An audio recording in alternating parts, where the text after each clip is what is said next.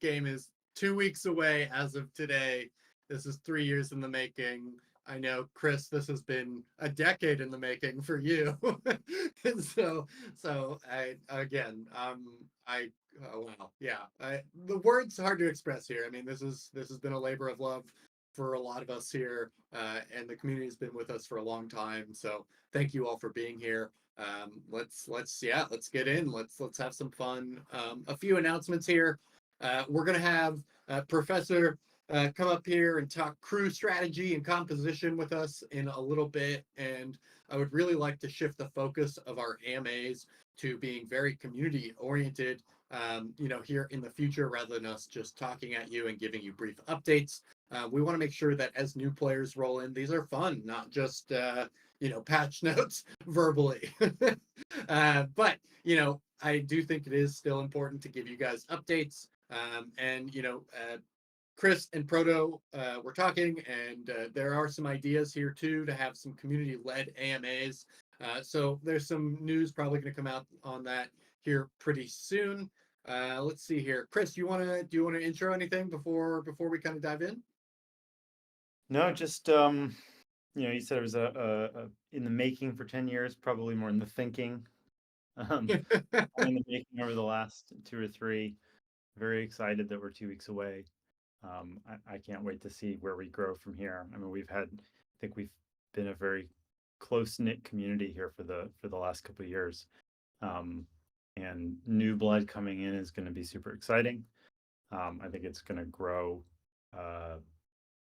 It's going to grow the overall Adalian economy drastically. I'm really excited to see how they start to come in and integrate themselves with I think like the great culture that has been built in this community. But it's coming soon. 2 weeks away, and we're really, really excited. A just brief update on what we're working on before we get into the meat of the AMA. But we're really, really focused at this point just on the new player experience, the onboarding experience. Every day is working with Argent, tweaking that experience, making sure it's really, really tight. Also making sure that Bravos is working well, that Argent is working well. Most of the work is going into making sure Web Wallet is working really, really well and pushing towards fully subsidized fees and then ultimately fee abstraction and Sway. And we want everybody to feel totally immersed, never have to think about paying fees to a blockchain, just playing. And we're getting awfully close to that goal. And then the other piece is the kind of post login experience, post funding your wallet experience, which is actually playing the game. And so we've been putting a lot of work into this new launcher that some of you may have seen already now in pre-release.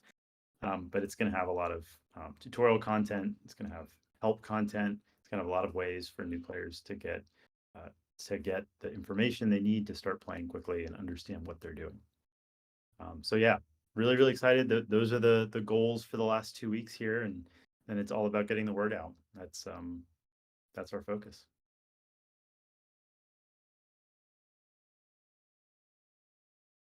Oh, I'm on mute. Yeah, okay. So I think a few things. For those who have not seen the recent update to the pre-release, highly recommend checking out the new UI. Massive props to Sergey and the development team on that. The game is looking really clean. I think it's way easier to use and navigate than it was when pre-release started.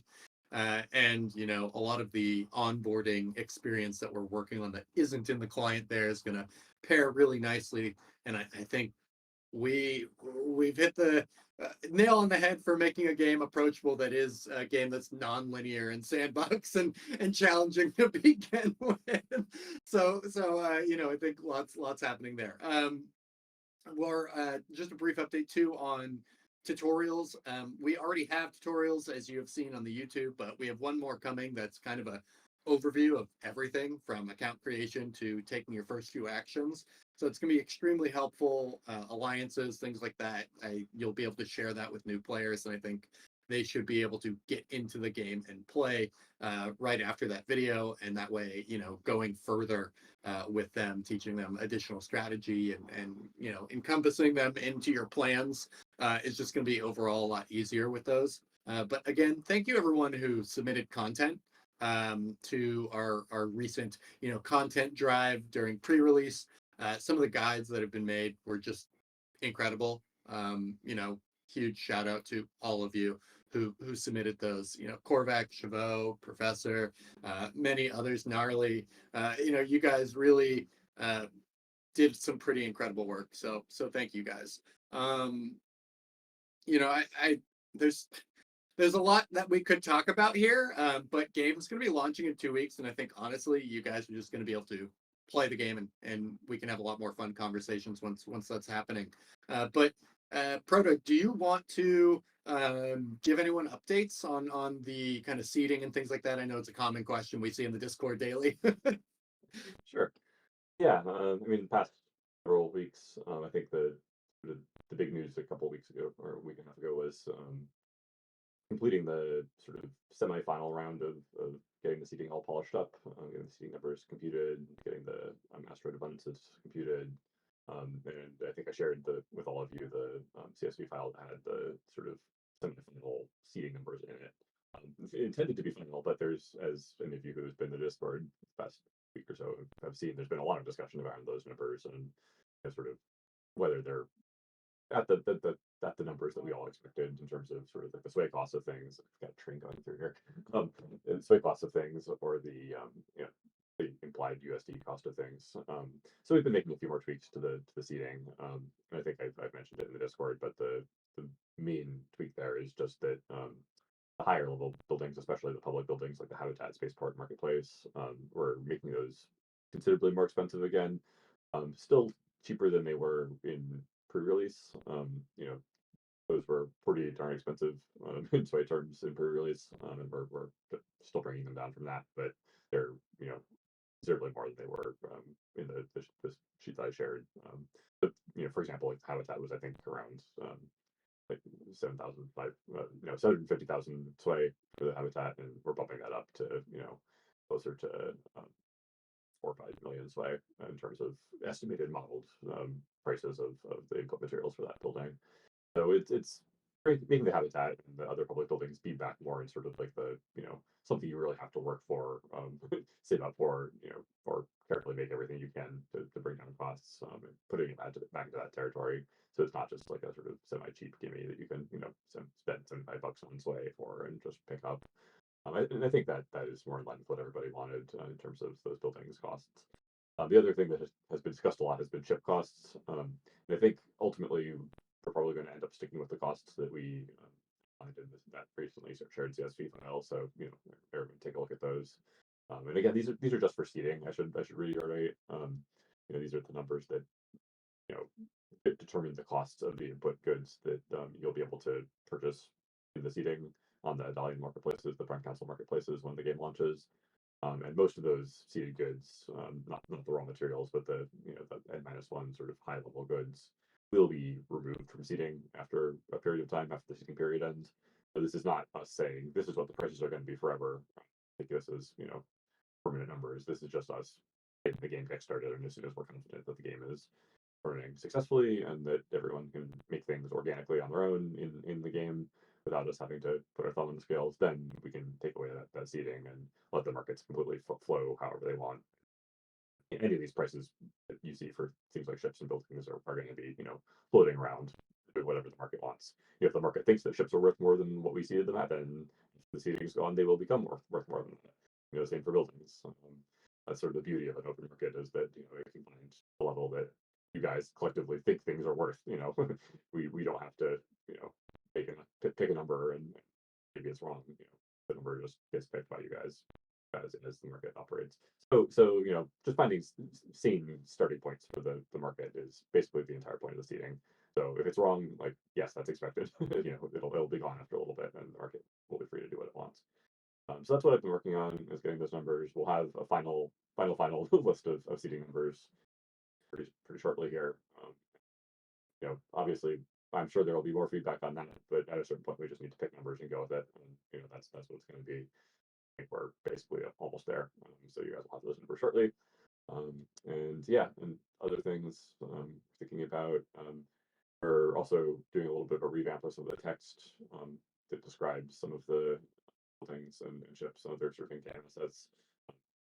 That text has actually been running for a very long time, like several years in some cases. So we're making sure that that's updated and also in tune with the wiki, so you guys can get the best information you want. And yeah, otherwise just looking at bug fixes, bug tests, really just getting the last bit and polish on the game before it's ready to go out the door in a couple weeks.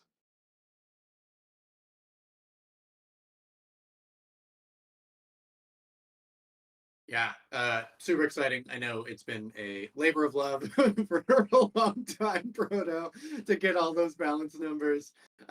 So yeah, I see some questions here. I also brought up Professor, and I will introduce Professor here in a second, but I want to maybe just answer a few questions before we do that. Yeah, so the question, Gnarly Admiral, about marketing, great question. I don't usually go into this because I find it kind of boring to talk about, like what's happening in the background, but that's totally fine. I will give some color on here. Yeah, so starting very soon. Actually, I mean, we've been running ads, but we're about to crank it up heavily. So we're going to be spending just a lot of time refining and cranking up spend on advertisements across YouTube, Twitter, Reddit, things like that. We're working with some additional creators. I'm onboarding them as fast as I possibly can. And then, yeah, we've got a bunch of, events that'll come with launch. And then the alliances.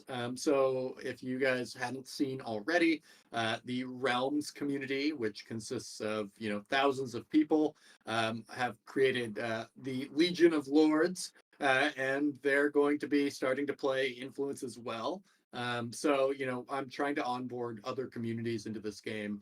So we're kind of attacking it from two ends. The traditional gamers, and then we have kind of crypto natives, and that's progressing. So you guys likely don't see the ads because you're already here, but they're rapidly going to start bringing people into the game. So that's super exciting, and it's been a ton of work by the team to make sure all of that is ready to go. But we're close to seeing those results.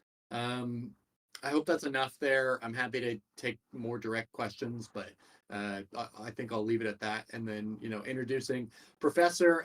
The reason why I brought him up today was because he spent a ton of time looking at crews, their bonuses, compositions, playing in the pre-release, and I really want to start shifting conversations to kind of strategy and playing the game. And because game's launching in 2 weeks, I think a question that tons of people constantly ask themselves are, what are the compositions of crews that they might want to run in the beginning? And have this just be a discussion. If other people in the audience here are listening and want to come up and discuss this, I know other people here have thought a lot about it too. So I have Professor here, but others, please raise your hand. Happy to bring you up. So yeah, without further ado, Professor, welcome. Thank you for coming. And yeah, let's get down to crew. Hi, folks. So I'll reiterate that I am by far not the end all be all of all of this crew stuff, but I've been a part of a lot of the discussions, so at least I can speak for the collective intelligence that this community has really been able to foster. Big thing is some of the things have changed a little bit with how many structures a crew can manage, but foundationally, I'm more interested in knowing what other people want to ask, since more than half the people here have played on testnet. What are the big things that we could or should be discussing? Do you need a 5-human crew to begin with? Are you better off diversifying? It's still a little unknown what the experience gain opportunities might be for crew juggling, though we know that crews who work together for longer will gain more experience. Really things like that, discussing which traits to choose for crews, how you want to play the game, and which classes you should recruit. I always start a class with questions, so What do people want to talk about?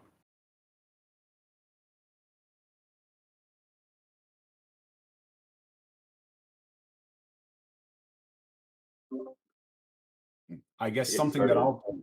yeah, go for it. I was just Oh, going to say, sorry, I was on mute. just to get you started, would you say that there are certain actions or types of activities in the game that do require a full crew, and are there others that are optimized for, or better played with single crewmates? Where would you sort of see that spectrum? For your average new player, this is obviously opinion, not fact. For your average new player, I'm seeing a 2 or 3 person crew as being the kind of sweet spot starter, especially for mining. The diminishing returns for adding additional crew after that start to take away from the food costs that they'll start to see.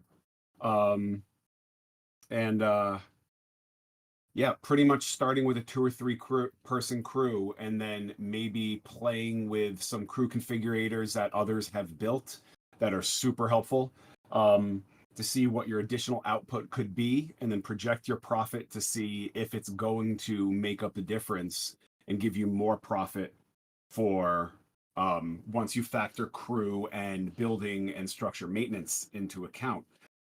Note that after you get to that 3 crew number of, let's say, 3 miners or 3 engineers, I'm strongly leaning towards diversifying all of my crews towards other things, usually throwing a scientist on there for their dietitian trait, and then throwing a merchant on there for their logistician trait.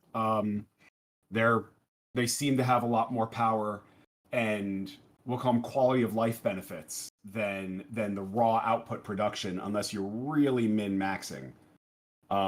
Those are my opinions there. Seemingly played out with a little bit of calculations. Um, to Gnarly's question, it pains me to say that I do think early game engineers and miners are the most important crew. I think that's true unless you're going the food route, or unless you want to be a mid-level refiner.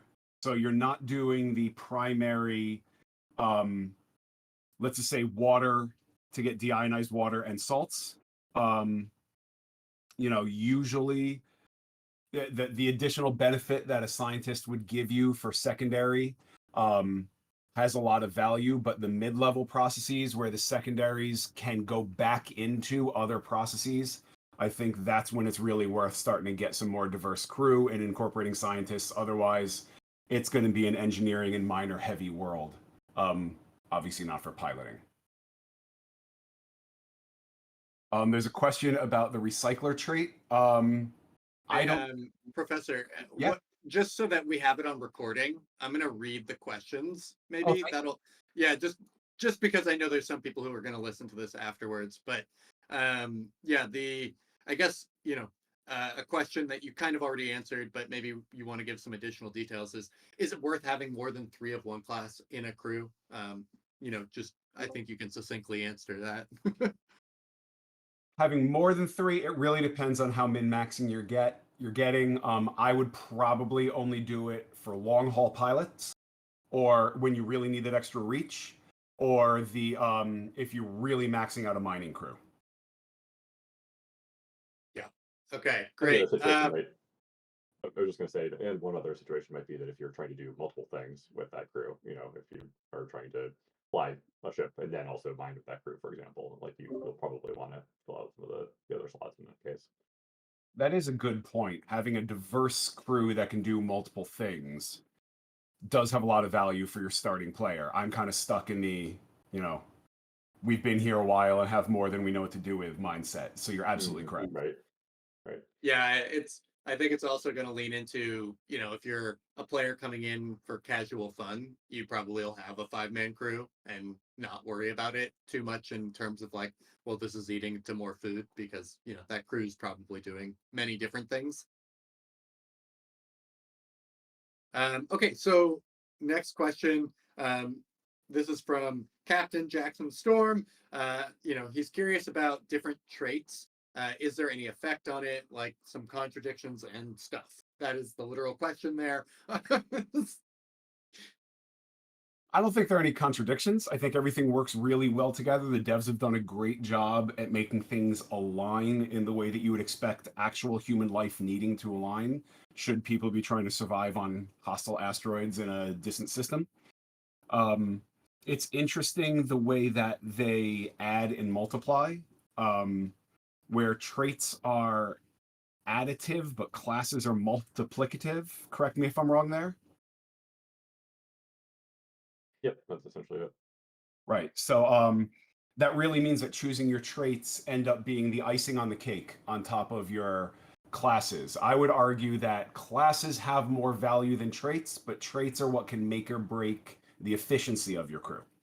And honestly, they can be what makes your crew profitable in especially thin margin refining or mining operations. Yeah, so the different traits, there are a couple good guides out there. I put one together that needs some updating on Substack. This is again a personal choice. I tend to lead towards things that improve quality than things that improve speed. I think that over time, the cost savings of either being able to produce more or utilize less has more value than being able to do things faster simply because of how long it takes to do things. Again, that's a personal flavor, though. That's not necessarily a rule. Okay, so I have a question here. Now that we've talked about, miners and engineers being the classes in which you're really going to want to start with for most players, and maybe having, 2 to 3 of them, depending on what you're trying to do. Do you have any comments on the traits that they should pick up for maybe let's do miner and then we can do engineer? Sure, I'll run down my list. I've gotten to discussions, pseudo arguments of folks where, again, going back to what I said before, I tend to go towards quality instead of speed things here. So for miners, I prefer the prospector trait. The surveyor trait has value, but considering mining takes so much longer than core sampling, I prefer going for quality because maybe it means you can get more per cycle. And those percentage benefits seem to have more value in my testing for miners. So I stick between prospector and surveyor, but dominantly prospector. Great. Okay. And then do you have any other comments for the other classes? I mean, maybe it's worth Oh, running sure. through, miner, engineer, scientist, pilot, and merchant. Quickly. Yeah. For engineers, it depends on how you're using them. If they're going to be dominantly doing refining tasks, then the refiner trait makes a world of a difference. But if they're going to be working in factories, if they're going to be assisting in shipyards, doing any non-refining things, the builder trait is probably your best bet. This is one of the few times where speed matters, I would argue, because going wide, being able to build a lot of structures and get them operating, especially when it starts coming into larger scale production operations, I think that has a lot of value. For merchants, for me, it's pretty much if they're going to be taking things, like if you have a logistician crew that's going to be carrying things a lot from long distances, then going with logistician makes a lot more sense. But if you're setting up nearer to markets and population centers, that logistician doesn't matter as much. And I think mogul will really start to count and reduce market fees. Though, again, correct me if I'm wrong, the initially seeded public markets won't have fees for at least the beginning. Yeah, those markets won't have fees, but at some point we'll add them in. And Okay. just note that the mogul is makes running a marketplace more effective rather than reducing your fees. Oh, okay. So I'm backwards on that. So for most players, going with logistician or hauler makes more sense then, unless you're going to be running your own market. Fair. Or listing things on the market, I should say. So I'll correct myself a third time. Okay, we've got what, pilots and scientists left? Yeah. Scientists for now, all dietitian all day. unless you expect to participate heavily in research actions once Discovery releases, which I'm super excited about. Then going after the research focused things start to have more value. It'll be up to you whether or not you think increased time or reduced time to finding new discoveries or an opportunity to find more divergent discoveries is of value to you. That's more of a playstyle choice. Then for pilot, again, earlier on, navigator makes more sense for me because you save more money on fuel. Buster makes sense once we start getting into combat because you get places faster. Yeah. And yeah. No, thank you. I mean, I think a lot of people in the audience probably have either talked to you already, looked at your spreadsheet, or have been thinking about it themselves. But I think it's good to if anyone has varying opinions, I would love to hear it. Maybe it's worth talking too a little bit about the RVAD crewmates and maybe what like the best job title they have versus what class they are work. I know we have one question from Carcass Morvac. Do you have any farmer miners for food production? I guess maybe the question there is do you see farmer miners as a good asset there? So I have some farmer miners on my crews, and I have since chosen to move them over to mining and ignore their job and focus on their class. The farming trait, even at tier 1, is still worth less than the benefit that you get from having an additional scientist on your crew, unless they're the 4th or 5th scientist. So you start to get into diminishing returns, especially once you get into that 4th or 5th crewmate. So unless you're adding that miner with the farmer opportunity, I don't see a lot of value in their job trait directly. Instead, I'm using them purely for mining, or they're a great crew member for one of those flexible multi-action crews who might do extraction and then take their raw materials to a bioreactor and start generating some foodstuffs. There could be a lot of value in that miner there, depending on your playstyle. Awesome. Okay, so I think one other maybe important question for those with either lots of crewmates or those who are going to just be starting with one or two. Do you think it's going to make sense to run single crew or single crewmate crews? And if so, or if not, why? I think single crewmate crews are going to be the crews that populate other asteroids more often than not. They'll take a lot less food. And when you're dealing with long transfer times, the slower production cycle or the lower output rate that they generate is mitigated by the amount of time it takes to get a transport to and from them. So for me, 1 and 2 person crews are more than viable. Most of my ships are going to be piloted by single pilots, unless I really need the distance reach to start stacking the navigator trait. I'm going to be operating miner crews with 3 miners and maybe 1 merchant. Not really bothering with the 5th member. I'll probably have a couple single merchant crews that I use as transfer to carry things between warehouses, to carry things to markets, things like that. As Proto or Potato was saying earlier, everything is situational, and it just really matters how you want to play and where you're valuing your time. Yeah, absolutely. With that in mind, and going back to RVED crew title bonuses, do you see any, favorite picks for those? And if so, what would you say is, maybe a really powerful combo? Yeah, I've been with Arvadians. I've obviously been giving their first trait because we're kind of forced into their class traits, but I've been trying to give everybody logistician, everyone that I can, and I think that those transfer times are what get in the way of us being able to do more and play more. So all of my ground-based crews have been getting logistician whenever they can. I've been trying to give everyone that I can dietitian as a third trait, unless I can double up on one of the other traits. For pilots, I'm trying to stack navigator, but for one or two select ones, I'm trying to play both on navigator and buster for a best of both worlds. But yeah, I'm trying to give every Arvadian that I can logistician at a minimum. Amazing. Okay, thank you. This is, I think, super helpful information for everyone, and I love the questions that keep coming in once we talk more and more. So the question from Gnarly here is, thoughts on management trait and where they're most useful, if you have any opinions. I have opinions. I'm full of opinions. Uh, I do think management trait crews are really good for merchants.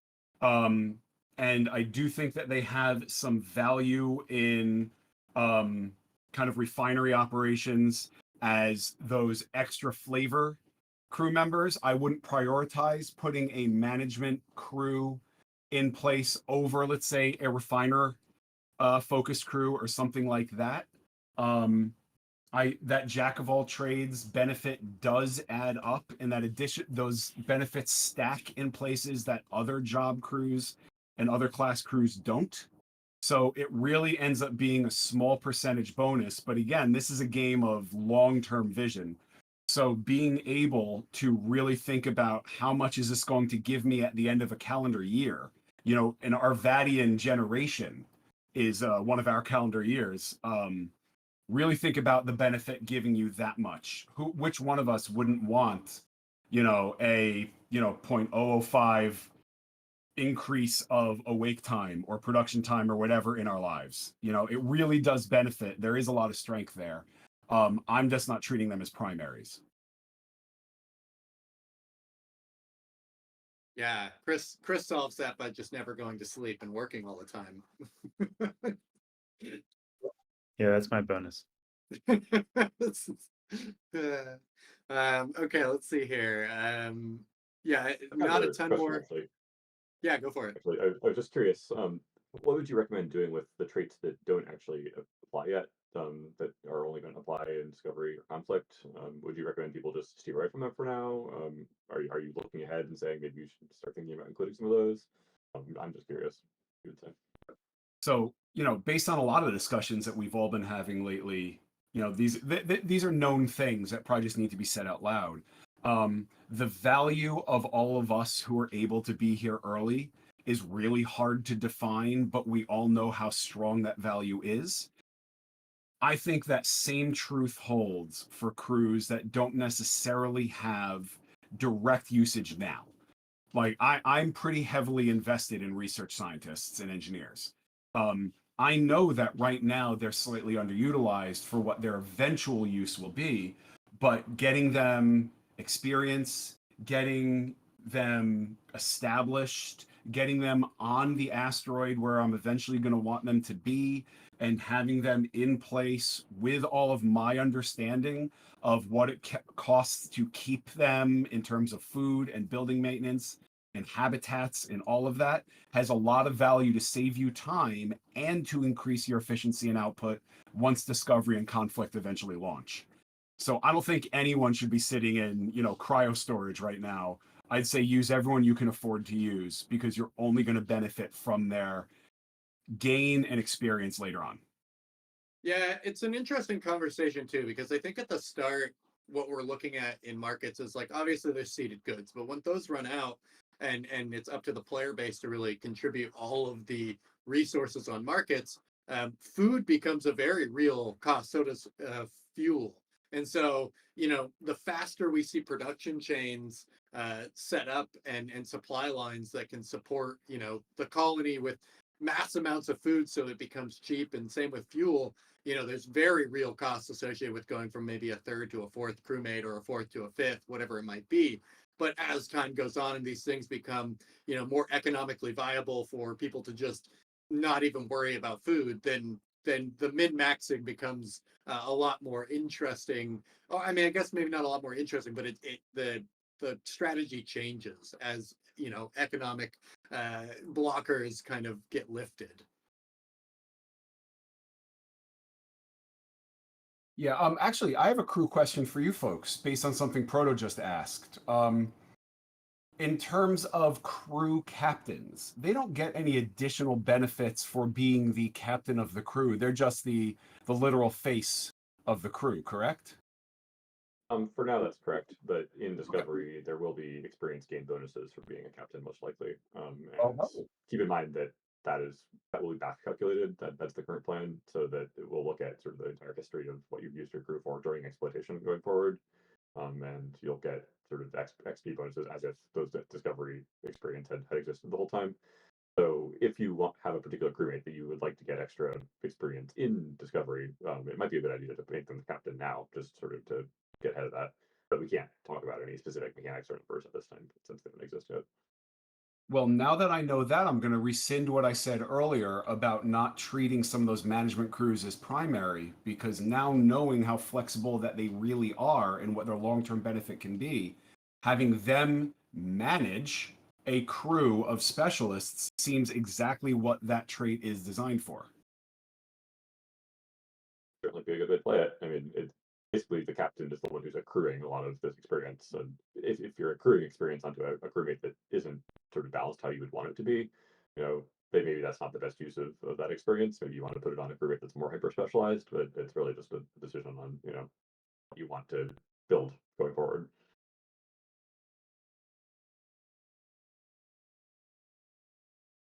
So I think there's probably going to be one or two more questions about this topic, but really, thank you for coming up and doing this. And if you're open to it, I think that we can definitely have more strategy conversations around things that are outside of just crew composition, and maybe we can go into refining and mining. I know Chavot, I don't know if he's going to be willing to come up on stage and talk, but I know he's a massive strategy nerd when it comes to everything, the guides that he's produced. And I know you guys have chatted back and forth, but really looking forward to more gameplay conversation and these choices, while they are subjective to every player and it depends on what you're going to do. I think, like every good game, you'll see really strong strategies that are kind of emulated throughout the belt, and it's going to be a lot of fun to be able to share those with people and help coordinate around, because this is not a game that you can win by yourself. You can do well and compete, but it takes the whole colony to really make everything happen. So do you have any other comments that you want to make around crew composition or crews in general? No, I appreciate you giving me a platform to spout a bunch of nonsense. And yeah, for the most part, I'll give a peek behind the curtain. Eth mentioned part of the reason why he invited me up today is just because he knows I have no shame and I'm willing to speak. So it's mostly just a, traditional angry New Yorker has things to say kind of opportunity here. There are many people more knowledgeable than me. For anyone and everyone, please make sure to read up all of the different opinions on here, because there are a ton of different ways to play and organize your crews. And what I've talked about is really just one person or one collective's viewpoint. So, yeah, lots of different ways. Yeah, if you had to make a bet, what do you think is going to be the most widely used crew composition early game?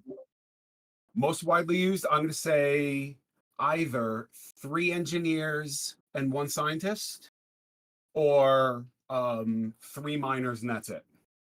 Okay, all right. You don't think the combo of miners with an engineer makes a lot of sense? I mean, I guess if you're trying to build things, it just makes so much sense to have an engineer, but maybe the cost isn't worth it due to just being able to wait a few days and have your building built. Yeah, I think your average starting new player who's buying the starter pack is going to specialize, at least at first. And that means that their first crew is either going to be mostly miner or mostly engineer. They're either going to be mining or refining. That's my thought, but I could be wrong.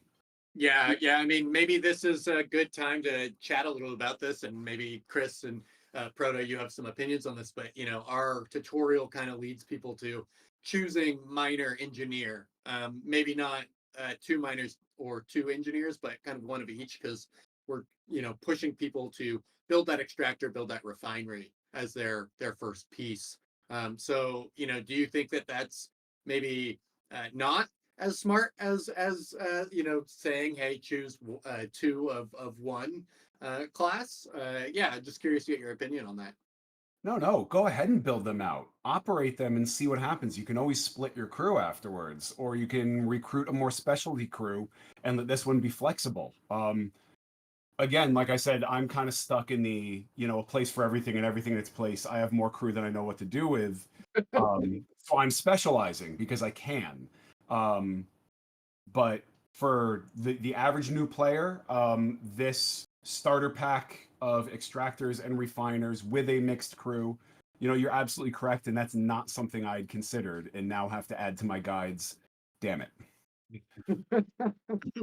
I think what we had been really focusing on was giving enough exposure to the breadth of the game, and then, like you said, allowing players to say, okay, now I want to specialize. Maybe that means I get 2 more miners to put on this crew and just keep one engineer, or maybe it means splitting their crews and going really deep. But I think that this should hopefully give new players a lot of exposure to a lot of different pieces. They can core sample, extract, run a refinery, play the market a little bit, all with just 2 crewmates, giving a good bit of exposure.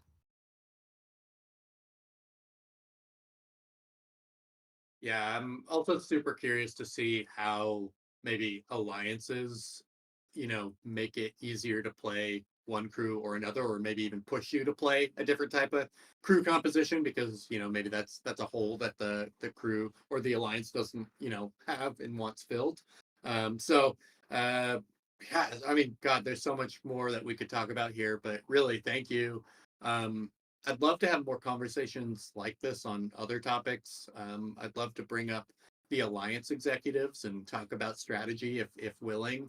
I know that we typically do AMAs every other week, but with launch being the 27th, I'd love to maybe do one kind of impromptu next week as well, and really talk with alliances, chat about strategy, and overall maybe even kind of what their initial plan is day one, and have the opportunity to have that on recording and be able to get it out so that when new players listen, maybe it helps them choose what alliance might be right for them. So, thank you again for coming up. If you have any other topics that you want to also chat about, we've got another 15 minutes here on this call. So, Professor, if there's any big strategy elements that you love to think about, we can definitely chat about those now. So I'll step back and let other people take the stage. People are probably sick of hearing me. So there are some new questions coming up, and I'll step away. Thank you. Yeah, cheers. Well, thanks for coming up. All right, let's see. New questions. Do we have any? Yeah, so I mean, when will we be able to claim testnet rewards? At launch. Chris, I don't know if you have any other. I think it's just at launch, but correct me if I'm wrong. That's correct. It'll be shortly before. The Minutes. No. bridging, just to add a little bit more information. Bridging of Sway has been completed and is now part of the asset portal. You won't see it yet, but we'll likely merge it.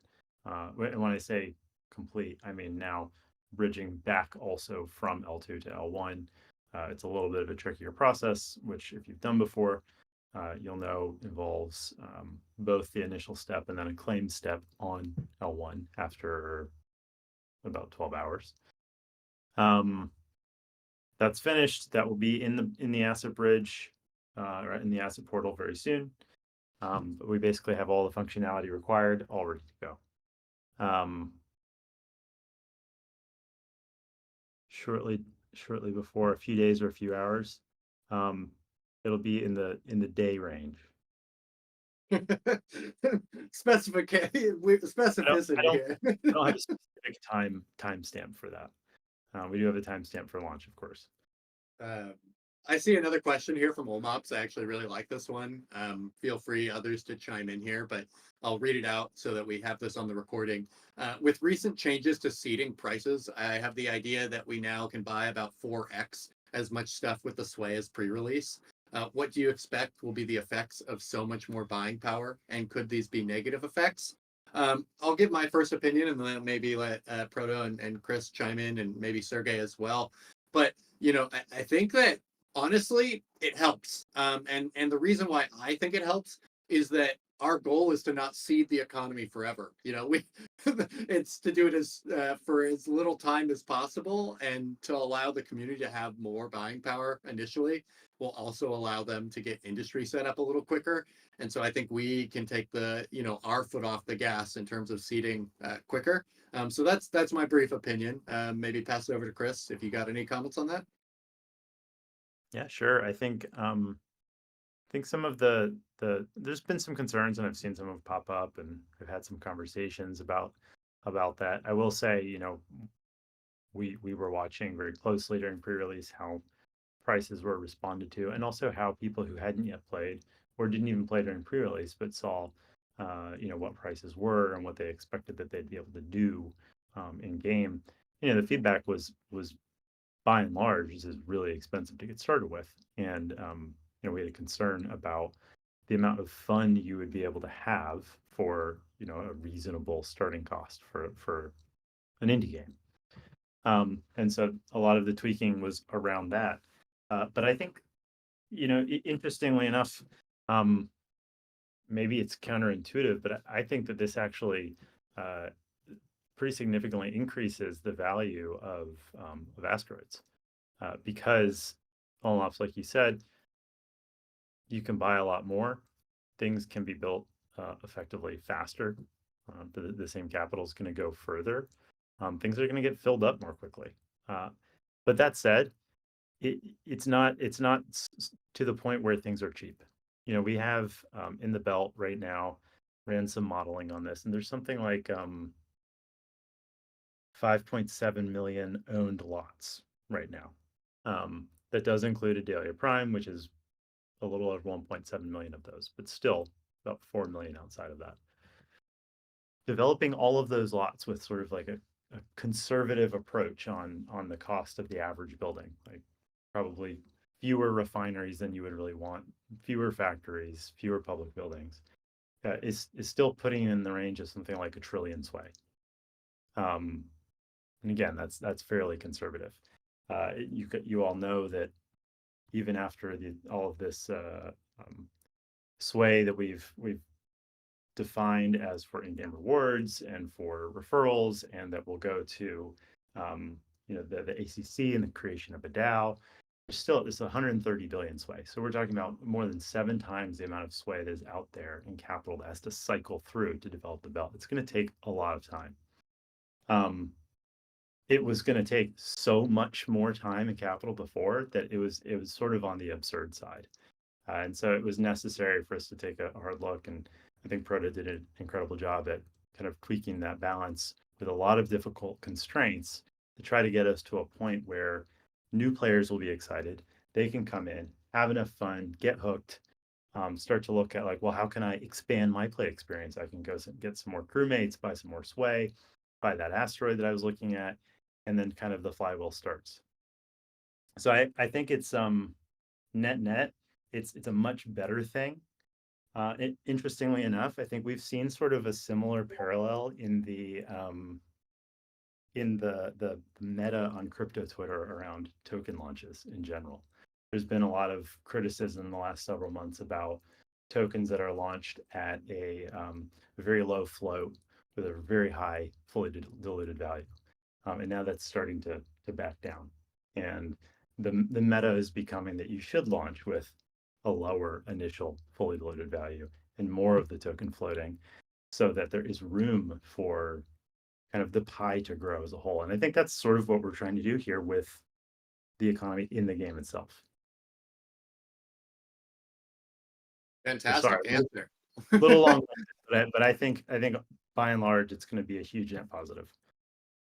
Yeah, that was awesome. I learned some things too. I don't get a lot of the insight on the modeling. Potato, do you have any comments you want to add? I need to not respond to that name.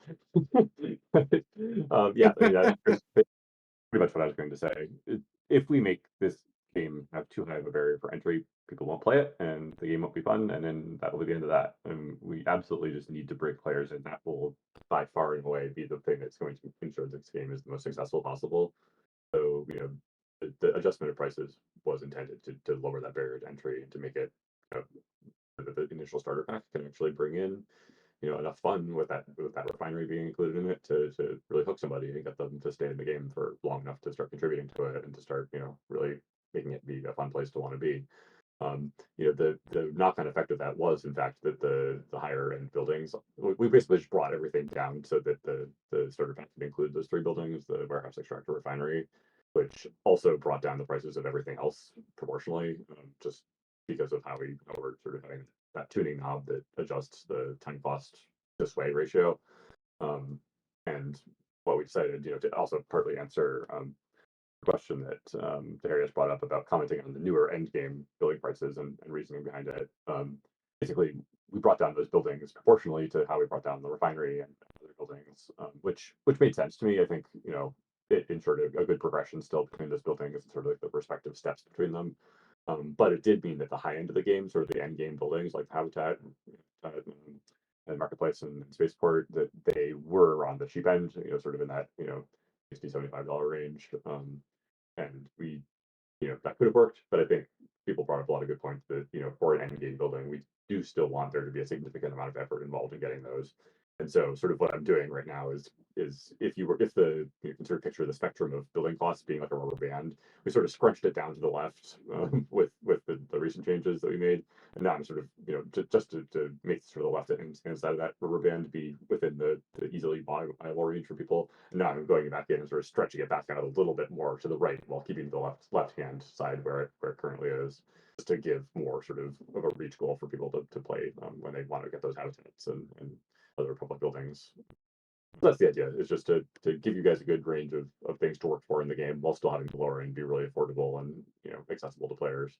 And keep in mind again that two things: a, seating is temporary, so markets will do what they want. If you decide that extractor, refinery, warehouse is worth $50 instead of $29, or in terms of the amount of fun that they're worth, and the market will do that. Like, those prices will expand, and we are not going to go in and try to artificially depress the prices of those things.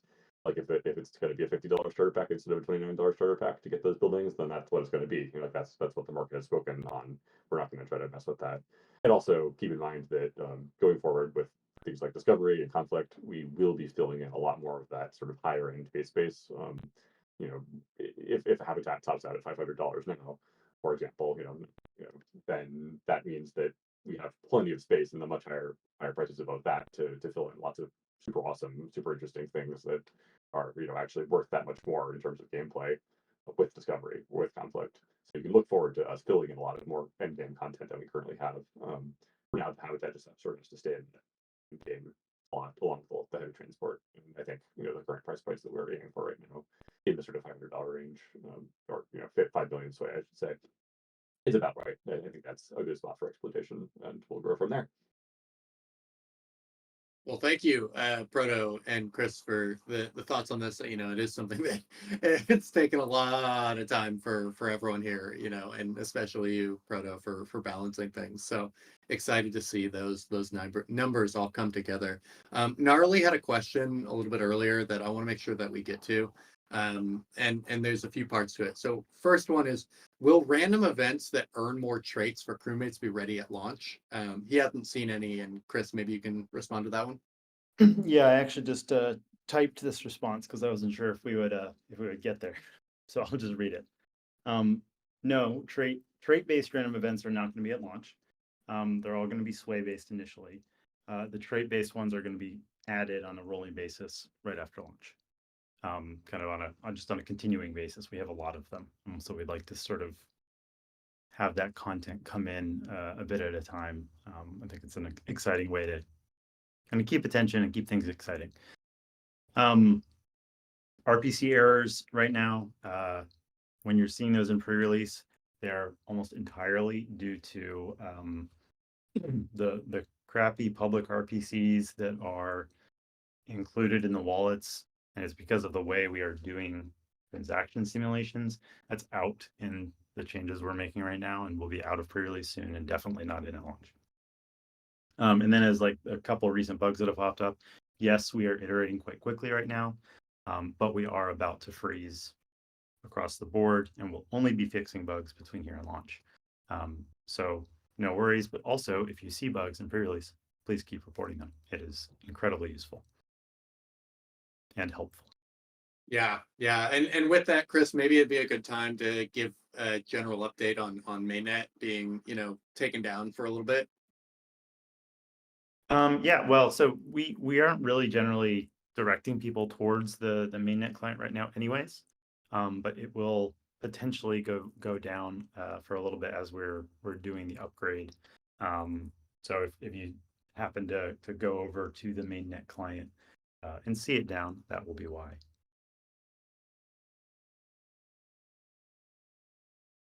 Perfect. Could, Well, Deharius asks, can we run our own StarkNet node RPC and connect the game to it? It's a great question. I'd love to see You that. absolutely could. yeah.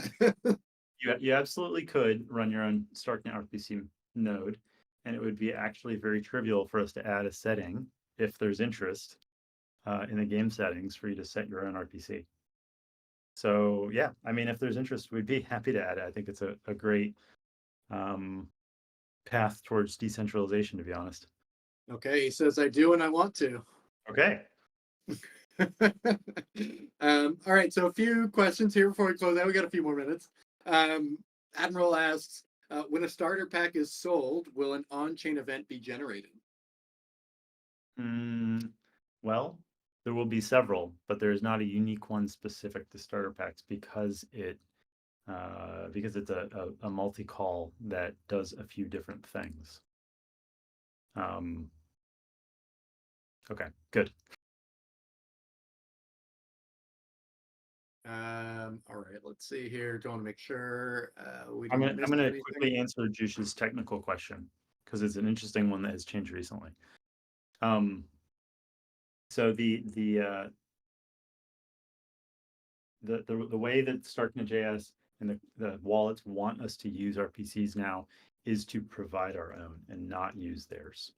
So they will actually use the RPC that you provide when it comes time to sign your transaction, and it will be sent by the client via that RPC rather than via the one in their wallet.